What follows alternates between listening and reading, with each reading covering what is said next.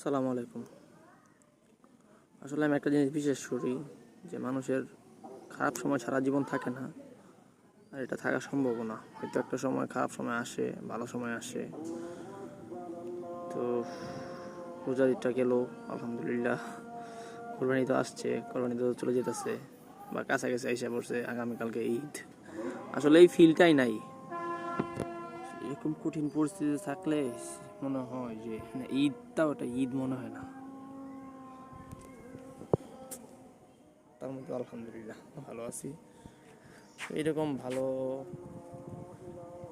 আসলে বলতে পারি না এটা কি ভালো বলে নাকি। আমি আলহামদুলিল্লাহ ভালো আছি।